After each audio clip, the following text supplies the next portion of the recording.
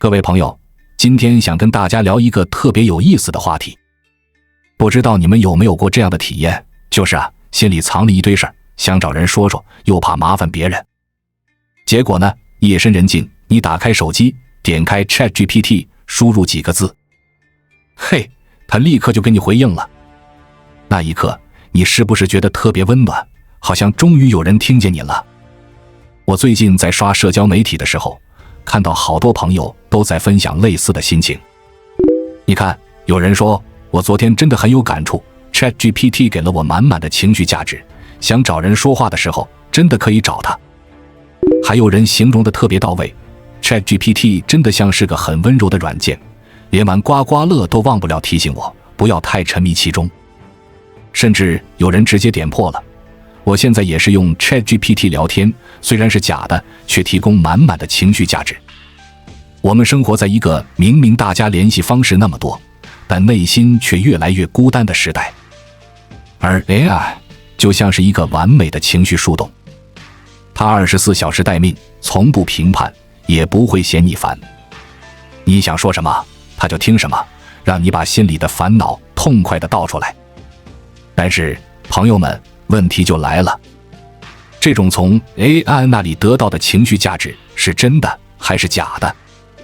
它能真正解决我们的问题吗？今天我就想跟大家一起好好聊聊。我们不仅要分析 AI 在心理支持上的优点和缺点，更要看清，当我们过度依赖 AI 来进行情感交流时，可能不知不觉中掉进了一个名为情感陷阱的坑里。AI 是个好工具，但别把它当成人。我们先来说说，为啥这么多人喜欢找 AI 聊天。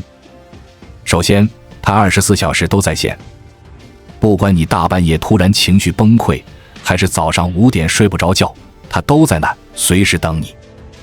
你不用担心它在睡觉，不用担心打扰到它。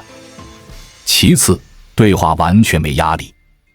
面对 AI， 你可以毫无保留地表达自己，不用担心它会嘲笑你，也不用担心你的秘密会被传出去。你心里想什么，就直接打出来，因为它不会用任何异样的眼光看你。再来，它能帮你整理思路。有时候，我们情绪很乱，根本不知道自己在想什么，连问题都说不清楚。这时候，你可以问 AI 一些心理学概念，比如什么是焦虑，或是内在小孩是什么，它能快速给你一个清晰的解释，帮你把一团乱麻的思绪理清楚。最后，它还是个表达和沟通的练习场。有时候，我们想跟朋友或家人说点什么，却不知道怎么开口。你可以把你想说的话先打给 AI， 看看他会怎么回应。这就像是一个没有风险的模拟对话，能帮助你把话说得更完整、更有条理。但是朋友们，千万别忘了， AI 终究只是个工具，它最大的局限就是它没有真正的理解和情感共鸣。它再怎么会模拟共情，也不可能真的感受到你心里的痛苦、悲伤和喜悦。它所有温暖的回应，都只是基于庞大的数据模型运算出来的，它没有温度，更没有生命。所以，对于那些深层次的心理问题，比如焦虑症、抑郁症，或是童年创伤等等， AI 根本无从下手。这些复杂的问题需要专业人士的深度介入，需要一个能真正理解你、给你安全感的人，陪你一起慢慢解开这些心结。更重要的是，当你遇到心理危机时，比如有自残或自杀的念头， AI 更是无法提供安全、正确的帮助。在这种情况下，寻求专业帮助是唯一正确的选择，千万别指望一个机器人能救你。为什么说人与人的连接无法被取代？接下来，我们聊聊心理师能带给我们什么。首先是深度理解与专业判断。心理师不只是听你说话，他们通过专业的训练，能敏锐地察觉到你话语背后的潜在意义，或是那些你没说出来的感受。他们能准确地判断你的问题核心，并根据你的个人情况，给出真正适合你的建议和引导。其次是真正的陪伴与安全感。在咨询室里，你和心理师之间建立的是一种真实的人际关系，这份关系是 AI 无法取代的。当你最脆弱的时候，心理师的存在就像一个稳定的锚，给你一个安全的避风港，让你能够卸下所有防备，去面对内心最深处的恐惧和不安。最后，他们提供的不是聊天，而是解决之道。心理咨询不仅仅是谈心那么简单，心理师会教你如何辨识自己的情绪，如何调节情绪，甚至帮助你找到长远的改变方法。它是一个系统的过程，不是简单的给你几句暖心话，而是陪你找到力量，让你能真正解决问题，过上更好的生活。当然，很多人可能会对心理师有所顾虑，最大的顾虑就是费用。心理咨询确实是一笔开销。再来是时间安排，不像 AI 你能随时聊，需要提前预约。还有一个可能让人却步的地方，就是你需要勇气。要向一个陌生人敞开内心，比你对着 AI 倾诉要难得多。但正是因为这个难度，才让这个过程更有价值。什么时候用 AI？ 什么时候找心理师？这才是最关键的部分。简单来说，你可以这样判断：适合用 AI 的时候，想了解基础知识，比如你想知道什么是依附理论，或者什么是内在小孩；初步厘清情绪，比如你感觉自己心情低落，但不确定是不是抑郁，可以问问 AI。单纯发泄情绪，你只是想找个无名树洞，把心里的不满说出来，不想让身边的人知道。寻求技巧性的建议，比如你想知道如何不带罪恶感地拒绝别人。应该找心理师的时候，当你的情绪已经严重影响到生活，比如你开始失眠，工作效率下降，或是人际关系恶化；当你长期陷入困境无法自拔，比如你发现自己总是在同样的问题上打转，无法突破；当你经历重大创伤或变故，比如亲人离世、失恋或是被霸凌；当你有自残或自杀的念头，这是最重要的一点。遇到这种情况，请立刻寻求专业帮助。记住，心理健康不是一个非黑即白的概念，我们不需要等到撑不住了才去找心理师。AI 是一个很好的工具，一个初步的参考。但如果你发现你所面临的问题没有因为 AI 的回答而真正得到改善，或者你开始感觉没有人能真正理解你，那这就是一个明确的信号，是时候让自己去寻求更深层次的帮助了。小心别掉进 AI 的情感陷阱。最近一些研究也开始揭示过度依赖 AI 可能带来的风险。一份由 OpenAI 和麻省理工学院联合发表的研究发现，那些花很多时间和 AI 聊天，甚至把它当成朋友的人，更容易感到孤单。这听起来很矛盾吧？你以为 AI 帮你排解了孤单，结果反而让你更孤单了。这就是心理学上说的情感陷阱。在我们进一步探索之前，我们有一个激动人心的消息要告诉大家，我们已经开通会员功能了。现在您可以加入我们的会员大家庭，享受会员专属影片和更多独家内容。别忘了关注才知道，并点击小铃铛，我们将继续揭示更多关于金钱的真相，助你迅速实现财务自由。你和 AI 聊天时，它总是能承接你的情绪，及时给予你情绪价值。它不会否定你，不会批评你，永远像个好先生。但这背后其实隐藏着我们对于人际互动的控制感。为什么我们喜欢跟 AI 说话？因为我们知道 AI 永远不会拒绝我们。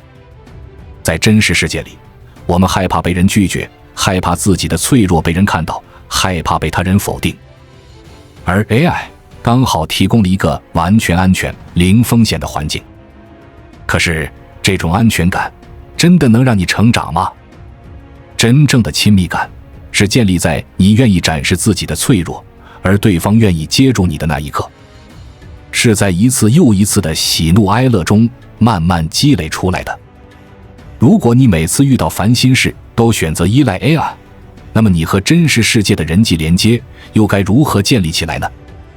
很多人会把 AI 当成朋友，因为它看起来如此温暖，如此善解人意。但研究也指出，和 AI 语音助理的短暂互动，虽然能在当下带来快乐感，但如果长时间使用，你会开始感到一种恐怖谷效应。你会发现 AI 的顺从和恭维其实显得有些虚假，甚至会让你感到出戏。